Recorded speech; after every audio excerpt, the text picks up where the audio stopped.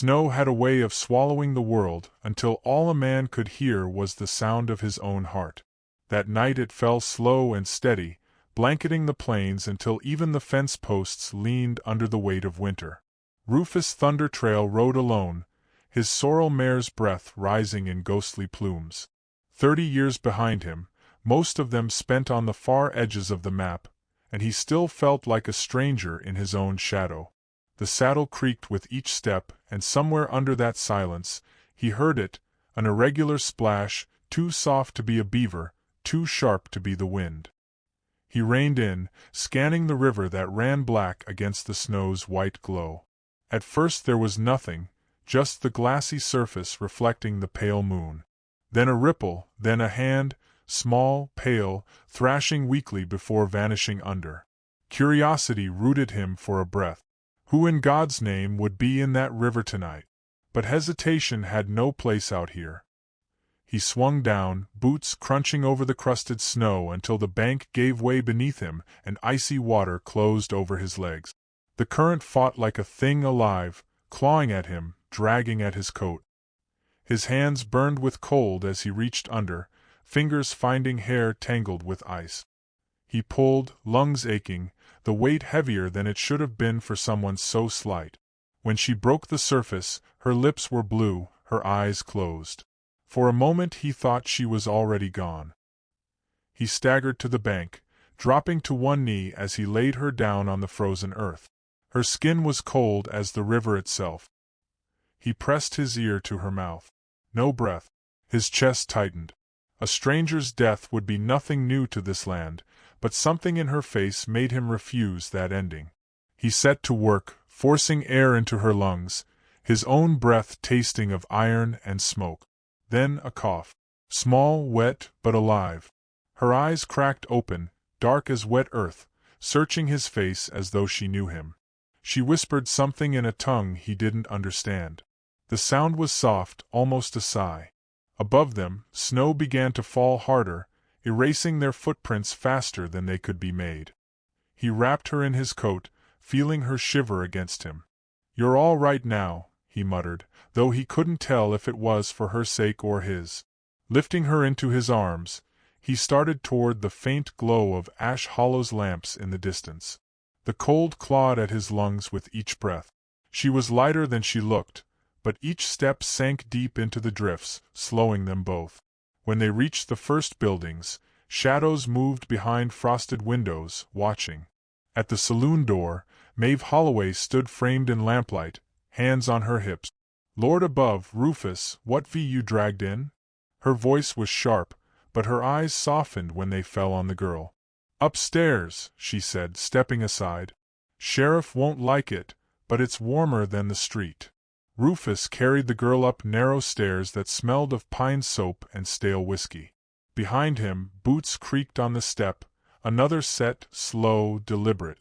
In the small upstairs room, he laid her on the bed, covering her with a wool blanket.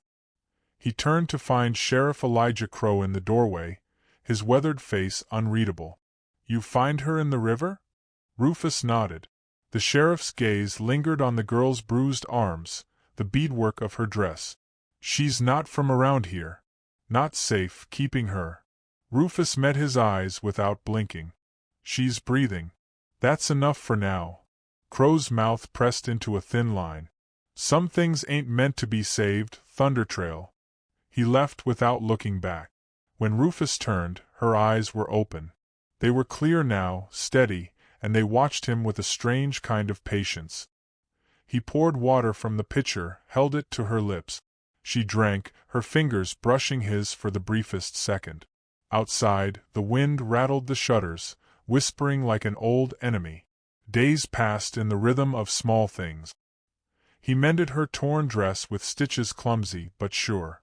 She spoke little, pointing to the fire, to the window, to the sky, naming them in a language he didn't know. He repeated each word, earning a faint smile that warmed more than the stove. He told her nothing of the years he'd spent drifting from cattle drive to rail line, yet she studied his face like it was a map she meant to memorize.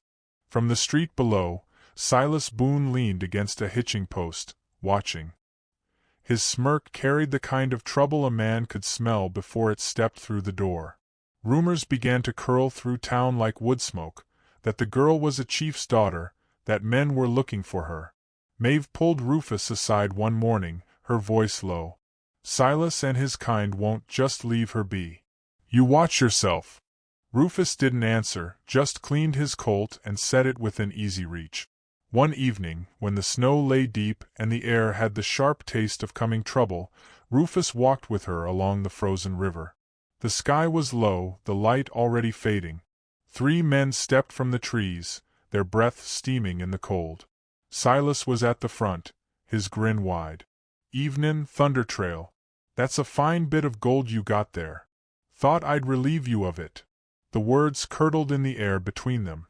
Rufus didn't move, but his fingers itched toward the revolver. A metallic click behind his ear froze him.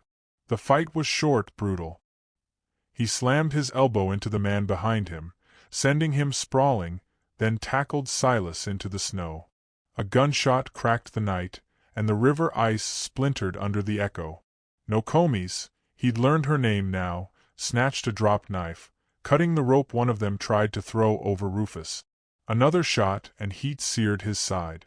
Pain bloomed, hot and wet under his coat. He barely felt it through the rush of survival. They ran, the snow blinding, branches clawing at them. His wound slowed him, but she stayed close, her small frame bearing more of his weight than he liked to admit. An abandoned trapper's cabin appeared out of the storm, its roof sagging, but 4 walls were 4 walls. Inside, she pushed him to the bed, tearing at his coat with urgent hands. She cleaned the wound, the steam from the heated water ghosting in the cold air. As he drifted in and out, he heard her hum, low and steady, a song he recognized from the night she'd first opened her eyes. When he woke, the room was empty. The wind whispered through the cracks in the wall. Panic took him fast. He staggered into the whiteout, following the faintest of tracks until the river's voice rose in the stillness. She was there, kneeling at the edge, speaking to the water in a voice meant for someone else. He stopped, listening. Her words were shaped by grief, the kind a man recognized even if he didn't know the language. She told him, in halting English, that her people believed the river carried away sorrow if you gave it something of yourself. She had come here to give it her life, until he pulled her back. Now she could not go, and could not return unchanged. He realized then that saving her had meant taking her burden into his own chest, and he found he didn't mind. Shouts echoed through the snow, her people, come to find her. The sheriff's voice carried too, telling Rufus his place was with his own kind. He turned away, the snow swallowing his tracks before they could cool. A hand caught his. Her grip was warm despite the cold. She told her people she was staying. The river had given her something new. They rode together through the drifting snow, past Ash Hollow without a backward glance. When spring came and the river ran free, they wed under the cottonwoods, the blossoms falling like soft snow. And if I could tell you one thing, it would be this. Some rescues aren't from water or fire at all, but from the winters that live inside a man's chest.